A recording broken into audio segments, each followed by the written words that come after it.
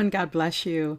I'm so excited to join you today. My name is Kaitrin Valencia, and I am the founder and CEO of an organization called Skyway Railroad, which I will tell you a little bit about. But before I do that, I just wanted to say how excited I am. 17 years ago, Shovi was instrumental in my wedding. She was in our youth group growing up, my husband and I, and she did a dance, an interpretive dance in our wedding. And to see her now married with kids and running a ministry is just so encouraging. So I just wanted to give a shout out to her and for what she's doing and for all of those who are going to be impacted by her ministry. You're in for a treat. So keep following her and keep it up, Shovi. I'm really proud of you. So without further ado, I'm excited to share with you. She reached out to me and she asked me to join this incredible series that the Lord birthed in her heart about the elephant in the room.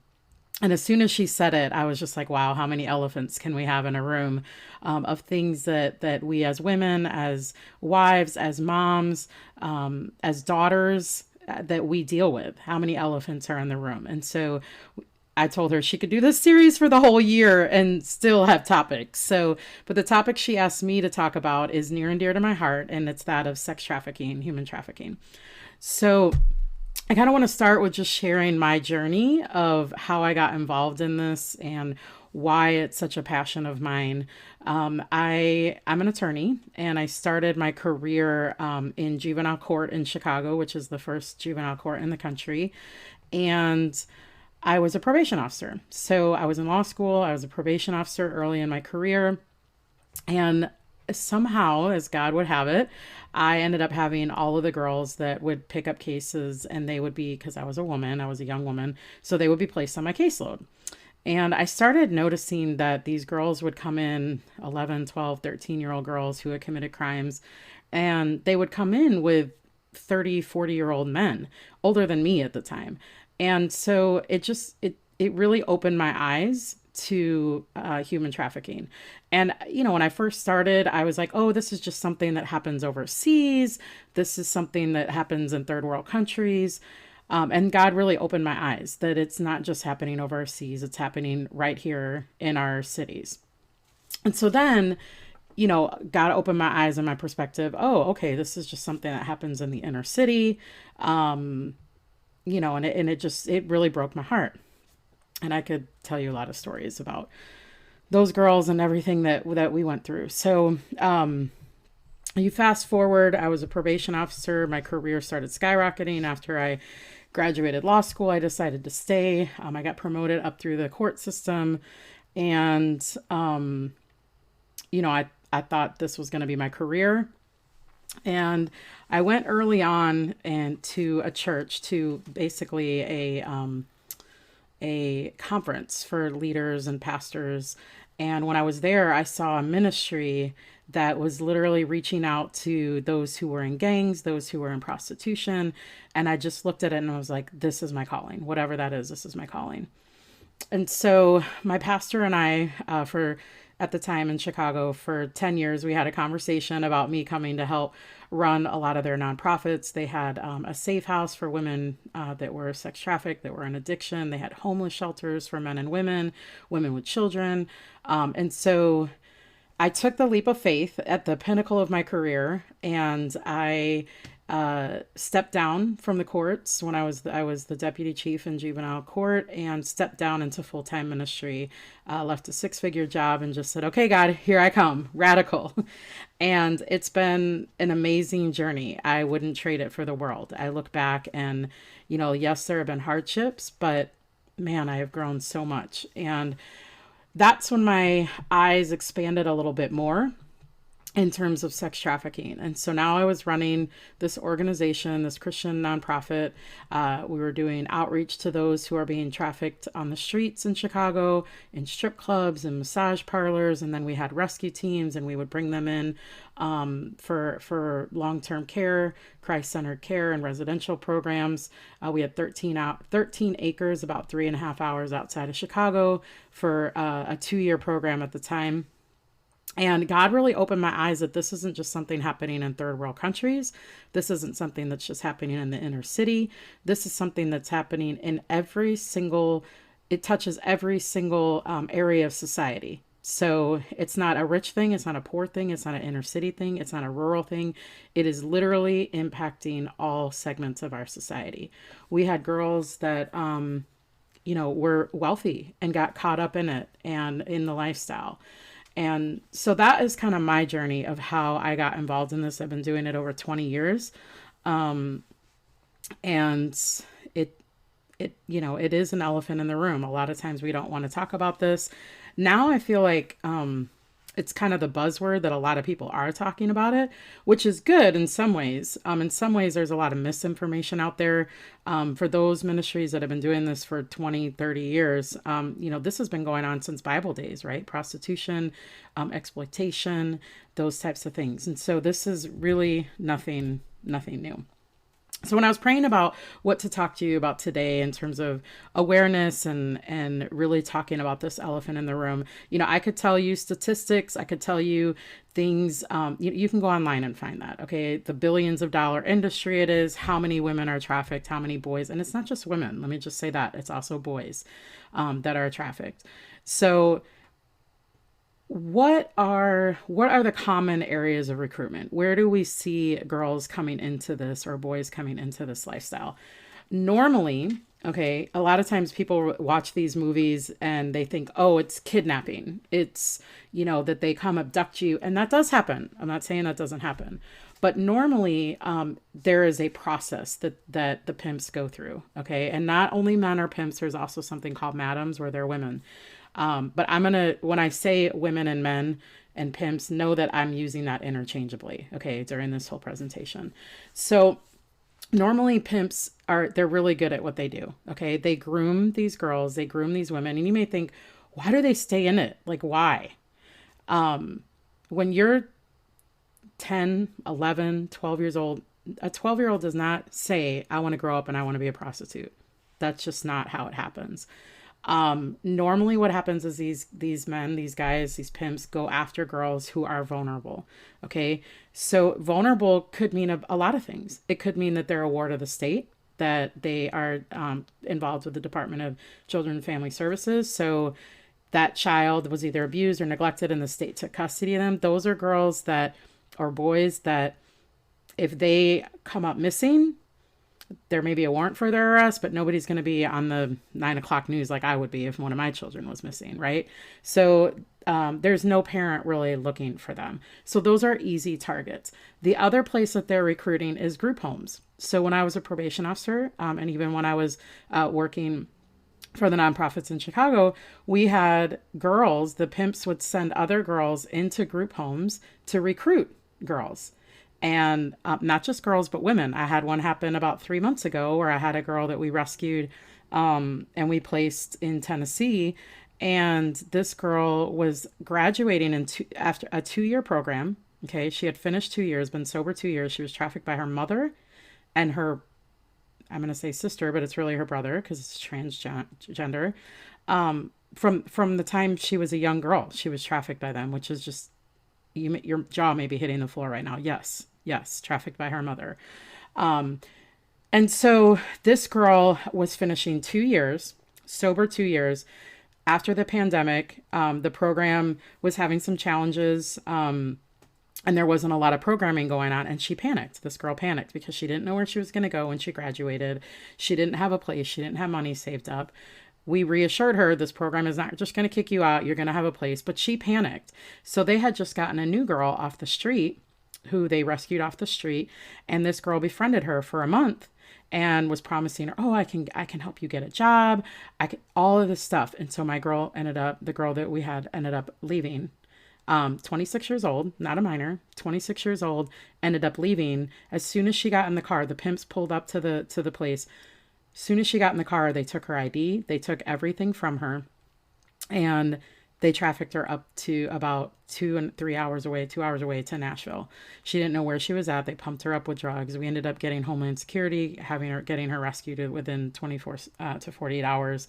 And she's now back in safety. But it's just, that is how they recruit people. They send people into group homes, they send people into these residential programs to recruit other girls to come and work for them.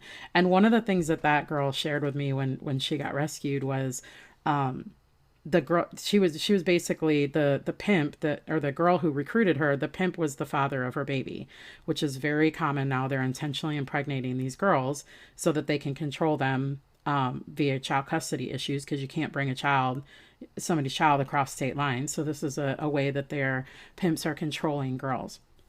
But she told me that that as soon as she got in the car, it was it was just like a flash right in front of her. Um, and so that's where they're recruiting people. They're recruiting them out of group homes. They're recruiting them out of other programs. They're also recruiting out of malls, shopping malls. So a lot of girls go there, hang out, look at the malls, and so they're recruiting them out of malls. They recruit them off of bus stops, inner city schools, and I'm gonna tell you right now, they're recruiting out of youth groups, church youth groups. You may think, what in the world? Why? Okay, well, when you are hurting or you are broken, a lot of those young girls end up in church. And so you have people who are actively recruiting out of youth groups. And the last one I will say where they're really recruiting that we see a lot of now with the young adults is college campuses. A lot of times we've had girls come and share that they started dating somebody, they gave them a great lifestyle, bought them things, groomed them 6 months, 8 months. This is their boyfriend. This is somebody that they trust. This is somebody that, and then they one of the girls was talking about how the guy basically was like, I know where you can make a lot more money, 60, 70,000 a year, and brought her into strip clubs. And so she was trafficked, recruited out of a college campus, was doing stripping basically to help pay for college, and then she ended up being trafficked. And so these are some of the common areas of recruitment that happen. So where does trafficking take place? What are the venues that they happen in? There's a lot of different venues. So there's residential, what's called a residential brothel, which is basically a house where customers that are called Johns, that they come in and purchase sex. And the girls they all live there. They're all held there. There's also commercial brothels, which are fake massage parlors. So these usually are Asian massage parlors. And what happens is that girls are brought from other countries, Asian countries, and their parents are told and promised that your child will have a better life in America. Trust us, we're going to get them in the best schools. They bring them over here, and then they are exploited in these fake massage parlors. So a lot of those massage parlors that you see open at 11 o'clock, 11:30 at night, that say open, there's a lot of things that happen behind closed doors there. And there's a language barrier. So a lot of these girls don't speak English. They don't know the culture. So even walking outside, it's just a completely different culture than what they're used to. So girls are also trafficked out of hotels and motels, not just the cheap end motels, but some of the outreach that we do are in very high end hotels. Customers that travel a lot, they stay at a hotel. There's something called an in call and an out call, which is basically an in call is when when the customer comes to them, so they come in. An out call is when the girl goes to the customer. Another place that those that are trafficked is online. This is huge right now, especially during the pandemic. There are something called escort ads online, and so there's websites that pimps put these girls on, and they traffic them online. And so customers go online to these websites, these pornographic websites. They find a girl, they call them, they ask them to come and perform sexual services. Another area where trafficking is taking place is in strip clubs. A lot of these strip clubs are owned by the same owner nationally, and so these girls in strip clubs are brought from strip club to strip club across state lines. And basically in the strip clubs, they are forced, when they do lap dances, they're forced to give a percentage of whatever they bring in and give it back to the establishment, to the strip club. So if they don't make their quota, they don't make any money. They have to give it all back to the establishment. So tell me that's not exploitation. A lot of girls are trafficked rurally at truck stops. There's a term called lot lizards. And you can, if you listen to on a CB, you can hear truckers traveling around the country and you can hear, hey, does anybody know where any lot lizards are? And that's a signal for girls that can perform sexual favors for them when they go and they stop at a truck stop. So why are they called that? Why? So we've all been to like a pilot or a truck stop where all of the trucks at night are parked and lined up sleeping, right? Resting. Well, most of them have cabs in the back, so they sleep in the back of their cab. And these girls can be seen going up into one cab for about 30 minutes, coming out of the cab, going over here, going up in the cab, coming down out of the cab. And so you know how a lizard will, when you come, you see them like slither away to get out of the light. And so they kind of compare them going in and coming out. And so they're in a parking lot lizards. And so that's where the term comes from. Another place where trafficking takes place is on the street. You're of what we traditionally would know as prostitution, so street prostitution, and that happens on what's called a track. So it could be a strip, like a street, like Fifth Avenue, from this street to this street. That's a track, and so that's called street prostitution. Another area, the last area I'll talk about, and there's many others, I'm just hitting some of the high points, but another area where people are trafficked is at major sporting events. And a lot of times when I talk about this, people, again, it's the elephant in the room, right? That's what we're talking about. Major sporting events. What are you talking about? Well, yeah, wherever 60,000, 70,000 men are coming to party and celebrate, like at the Super Bowl, they fly over 10,000 girls. It's estimated over 10,000 girls are flown into the Super Bowl. So, those girls are brought in because there's high level for that week. And there's a high demand for escort services. So those are some of the common areas of trafficking. So now that I kind of talked about my journey, I talked about, where trafficking happens, where girls are recruited from. I want to tell you a little bit about, because this can sound very just overwhelming, right? When you talk about a girl or a boy being sold and bought and giving 5 to 6 sexual favors a night. Traffickers are coordinated statewide. So we see girls that are brought all the way through the country. And so I started praying and I was just thinking, I was like, man, God, if the criminals are coordinated, why isn't the body of Christ coordinated? Why don't we come together as a body and stop working in silos and break down those silos? And so the Lord brought me to history of the Underground Railroad, right? And where over 100,000 slaves were freed by these safe houses, and they would go from safe house to safe house and they were freed. And so in that same concept, the Skyway Railroad, and so instead of the underground, we fly girls to freedom. And so it's a national collaborative, and we work with different partners around the country. Because here's the thing, if we rescue a girl in Chattanooga, she may not be safe there because her trafficker's there. All of her triggers are there. She may need to get away and go to another jurisdiction. So we're able to offer opportunities for them to get Christ-centered help to get out of the industry. Okay, so we're a national collaborative of people. I wanted to talk a little bit about the Super Bowl and what we do there, because a lot of people, I know I talked about that, but I want to talk a little bit more. So I've been to Super Bowl since 2015, and we bring mission teams to go there. We train people, and people come to the Super Bowl. And one of the things that the Lord put on my heart early on was to give these girls voices. And so we wrote a book, and it's a collaborative writing book where a lot of the missionaries that came, they wrote a lot of the pieces that are in there. And the book is called Voices Outside the Stadium.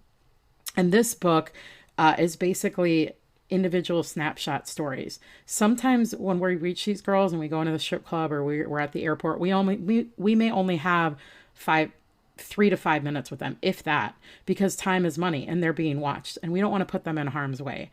So we give them a rose. What we do is we give them a rose or a takeaway, a goodie bag with a lipstick in it, and our card on there with our hotline number on it. And so we conduct outreach. And this book is a compilation of all of those different stories and then prayers for those girls or those boys or the Johns or the pimps, because yes, they're hurting too. A lot of times people think, oh my gosh, these men are evil. And yes, it is pure darkness and pure evil. My heart, and I often, when I share this at churches, a lot of times, people, it's hard to put your head around that. But I guess working in the court system for so long and working with offenders, and as believers, as Christians, nobody is beyond redemption, right? And if we only go after the girls and we're only ministering to the victims, but we're not going after the perpetrators, then for every girl we rescue, they're just going to replace her. And I know that sounds insensitive, but that's the reality. That's the elephant in the room, that there is plenty of demand out there. There are plenty of people who want sex and want to purchase sex. So if we don't go after that, like, how do you put somebody out of business? Well, you put them out of business by ending the demand, by making it not a popular thing. So if we imagine if one customer or two customers or one pimp who had three girls was saved and rescued, that's three girls instead of one girl. And then that lessens the demand. So my heart is really just praying for the men, praying for their salvation, praying for them to be healed and come out of this. A lot of pornography, starting with pornography that is literally gripping our men. And so that is one of my really, really big passions. So one of the things that we're doing is we have a national outreach, but we also have a local impact. Okay. So we are located in Memphis, Tennessee, and we do outreach there. And one of the things that we do a couple different things, but one of the main things that we do is we have a call center. Okay. So remember how I talked about how girls are trafficked online? We go online, we go to these websites, and we find ads. We put them into it. We put their information into a database, their phone number, their email, their name, their website, all that stuff. We put it in a database, and then we have a team of volunteers that meets every second and fourth Friday. We meet at a church and we call the girls. We have a script that we use, and we call the girls. We have a hotline number. We have a separate number. It's not connected to any of our personal information, and we call the girls, and we get hung up on a lot of times. They're very confused. Like, why is a girl calling me? They're expecting a man. We get a lot of girls who are just tired and cry on the phone. We offer prayer. We offer resources. We give them referrals. We offer a way out. We've placed some of those girls. We do lunch with them. We take them out, build a relationship with them. And so that's one of the main outreach ministries that we're doing right now. We're praying about a van. We want to get a van so that we can start doing strip club outreach and street outreach and massage parlor outreach. A lot of those outreaches that I was part of in Chicago. We're just waiting on the Lord's timing to start that here. And so you may think, okay, like this, I just learned so much, and my head is like spinning right now because all of these things, lot lizards and brothels and all of these things, maybe you didn't think of. Well, they're in every neighborhood. The other thing I will say, let me pause here for a minute. A lot of what we're seeing now, because there's always trends, right? Like, things that you kind of sway, and you have to keep up with all the trends that are going on. One of the trends that we're seeing is that the traffickers are really moving into rural communities. Okay. Why? It's kind of genius because they go undetected. They can get 10, 15 acres, a house in the middle of nowhere. And then they can have the girl, maybe, where I live, you can be 30 minutes and be in rural America, but yet you can be in the urban city. So there are a lot of cities where they can bring the girls in, maybe get a hotel for 3-4 nights, but their main place are these rural communities. Or they can have 5 to 6 houses around the country, and they can go from one house to the next house, from Arkansas to Mississippi to Alabama. I mean, they can travel and have multiple different houses. So we are seeing an uptick in rural America. Law enforcement in Law America has larger areas to surveil, and so it's harder to identify them. They also, again, are in the middle of nowhere. so they can have their own land. They can be as loud as they want. And it's not as detectable as it is in the inner city. So you may be thinking, what does this have to do with me? How, like, I'm so far removed from this. This is an elephant in somebody else's room. It's not in my room. And I just want to challenge you that this is something that every single person watching this can make a difference and be involved. A lot of times people are like, oh, Kaitrin, I could never do outreach. Like, that's crazy. Aren't you scared? Don't you? These pimps, I'm not saying there's not mean ones and ones that are dangerous, because there for sure are. A lot of them are hurting just like the girls. They come up to you, they talk to you, they pray with you. I had one showing me at one Super Bowl, showing me pictures of his kid on his phone. We prayed for his kid. So the first thing that you can do to be involved is pray. I left, like I said, a 6-figure job because I know that only Jesus Christ and his blood and his redemption can eradicate human trafficking. And so we as interceders need to intercede and get on our knees and get on our face and pray for those who are being exploited. So I covet your prayers. We meet every second and fourth Friday. There are ministries all over the country that do this on Friday nights, Saturday nights. Go out, pray for ministries, pray for other people to be burdened with this issue and to start a ministry. Another way you can be that you can volunteer, get involved, is stay connected to us. Stay connected. Go on social media. Go on Instagram, Facebook. We're on Skyway Railroad. I'm not as active as I should be, but trying to get better. But follow us on Facebook. Share our posts. Like, open your network up to our network. Subscribe to our newsletter. Go to our website, skywayrailroad.org, and go to our website. Subscribe to our newsletter. Help us spread the word. People that we don't know. Spread the word about human trafficking. What's going on? Spread the word about the book, Voices Outside the Stadium. Buy the book. Because all of the proceeds, 100% of the proceeds of that book go right back into rescuing other girls. We also travel and we do events for different ministries. So you could have us come and do a book signing or do an event at your church or your women's Bible study. We could do it virtually, like this whole world now of virtual. So we could do something virtually. We would love, love, love to come talk to one of your Bible studies. So that's a great way to get involved. Another way to get involved is that if you don't have anything going on in your jurisdiction, if there's nobody doing outreach, start a local chapter of what we're doing. We are coming out in the next 3 to 6 months. We're really excited. We're coming out with webinars and an app where we can we can train you in how to run a call center.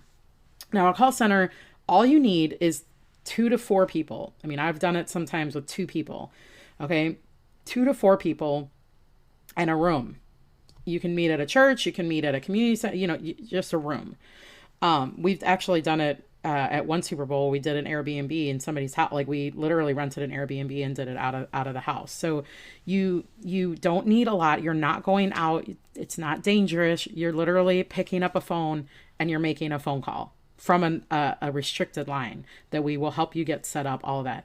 Basically, the cost of running a call center is you need a line, which will teach you how to do all that. It's about $40 to $50 a month.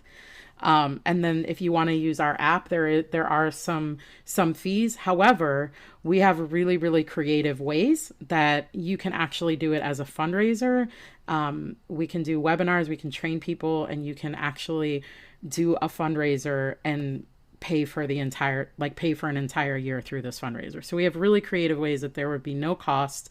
We would train you. We would give you all the materials. We would give you our script, the websites, everything. We train you in everything.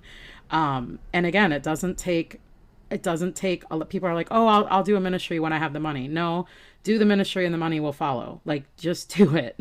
If the Lord has pricked your heart with this issue, there are ways that you can get involved, and we can help you start something at your church, even a tiny church in rural America. Like I said, it's happening in rural America. We need people in all places. And so we would love to come alongside you and help you do that. The last 2 ways that you could help us is our Super Bowl outreach that we do. We always like I said, bring a gift to give to them. So little nail polishes, little lipsticks, things like that. We've had Bible studies that do toiletry drives for little bottles of shampoo or soaps or whatever. So if you wanted to do something like that and ship them to us when you do that, that's a great way to get women involved. And again, I could do a presentation and explain everything, and then you guys could do that. We've had churches and Bible studies sponsor the bags for the Super Bowl at $3 a bag. And then we order all the supplies. So there's just tons of ways that you could get involved. And then the last is just a simple donation, right? Ministry, the nonprofit we run, it does take financial stability. And so our website is skywayrailroad.org. But again, I just encourage you to really, really pray and ask the Lord what it is that he would have you do, what's in your hand, and join this movement. We are super excited again to be able to talk about this elephant in the room. If you have any questions, I encourage you to go onto our website. And my email is Kaitrin, Kaitrin, at skywayrailroad.org. You can email me, and I would love to connect with you. And I'm just going to say a quick prayer before we jump off. Abba, Father, I come before you right now, and I thank you for this day. I thank you for this time. I thank you for Shovi and her heart for women's ministry, and God, just addressing this elephant in the room. I pray for every woman who will see this. I pray that you would soften their heart and that you would draw them close to you to intercede and to pray for those who are being exploited. I pray for every young boy, every woman, every girl that is being exploited right now around the country. I pray that you would have your hand upon them. I pray for every trafficker, every pimp, every John. I pray, God, that you would soften their heart, God. And I pray, Lord, that you would set them free. God, set the captives free. God, we can do all things through Christ who strengthens us. Would you give them strength right now, God? Would you disrupt and expose the lies of the enemy, God? For greater is he that's in us than he that's in the world. And we need a great move and a great shaking in our nation and around the world. God, we love you and we thank you. In Jesus' name we pray. Amen. God bless you, and I look forward to hearing from you.